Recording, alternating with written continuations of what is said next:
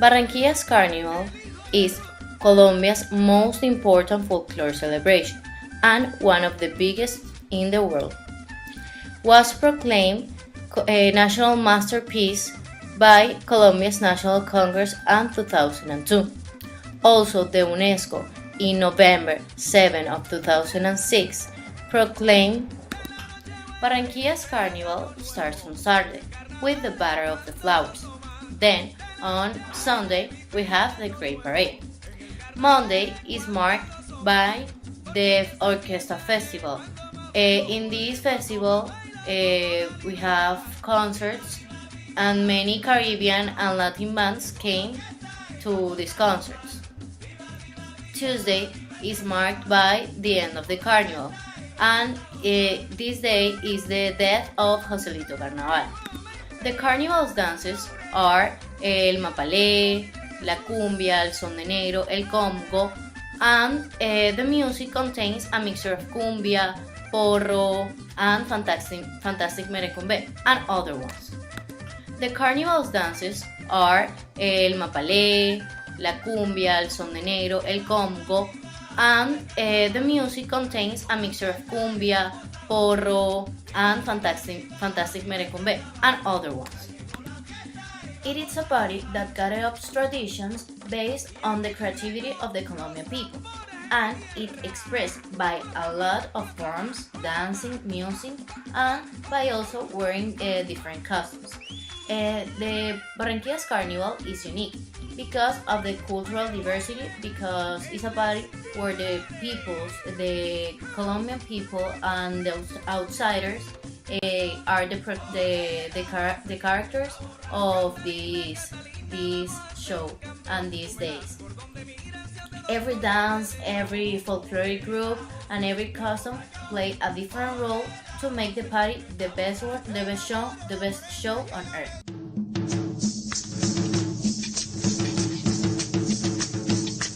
Hello, I am going to talk about cumbia. Cumbia is one of the most melodic representative expressions of Colombia.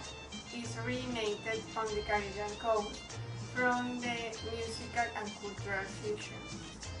The origin of cumbia music comes from the days of slavery in the 17th century and is derived from the African word cumbe, that means dance. It's called multi-ethnic brings together. It's called multi-ethnic because for the union of three cultures like African, indigenous, and European. The African influence gives the rhythm of the drums, and for other hand, the indigenous base in many parts is the melody. And the European influence provides some variation in the choreography and costume. Cumbia began as a courtship dance where the movements between women and men is sophisticated and harmonious. This dance is very important in Barranquilla Carnival because in these festivities many groups compete to win the best performance and dance for 6 hours in the Flower Battle Parade. Many schools practice for months to organize representations of this dance.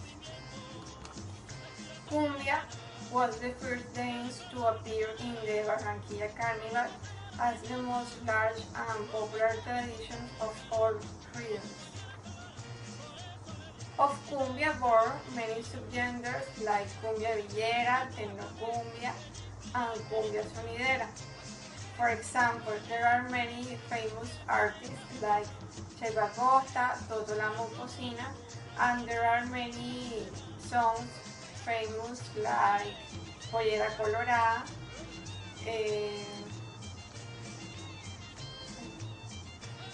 Prende la Vela, and Cumbia Soledeña.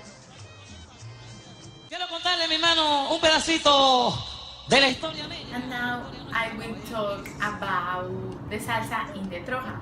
The Troja is the best reference of salsa in Barranquilla. Salsa is the result of a music evolution of various types of Latin rhythms. Salsa is also a dance style which combines many different cultural genres. The salsa was originated by Cubans because of pressures, social and political, that Cuba lived in 1930s. The salsa is influenced by mambo, cha-cha-cha, guaracha, rumba, pop, and others. So, on the other hand, the salsa is a genre has no social class, no preference in people. The Barranquilleros are a multi-active culture because they are very expressive. They like to talk about the festivals and make things at all time. Dancing salsa in Barranquilla is moving hips, have a quick movement in your feet and enjoy every beat that song. The salsa have no age, everyone dancing and enjoying the salsa in any part of the world. Among the major representatives of the genre are the Queen of Salsa was Celia Cruz and others Hector Lavoe and Frankie Ruiz. In Colombia, we have good representatives Ayo Arroyo, Grupo Nietzsche, and Guaracan Orquesta. Finally, the Troja, with 45 years of tradition, was declared cultural and musical heritage of the city of Barranquilla by the District Institute of Culture.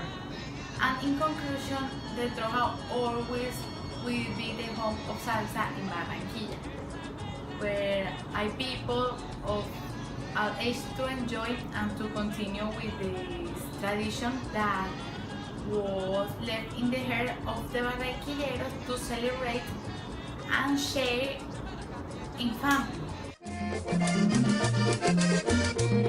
Now I'm going to talk about Vallenato. Vallenato is a traditional folk music that represents a lot of values, traditions and customs of Colombian people. In 2006, Vallenato was added as a category in Latin Grammys Awards, and in 2015, Vallenato was declared as an intangible cultural heritage in need of origin safeguarding according to UNESCO. Why? Because they are losing their roots. By a new movement called La Nueva Ola.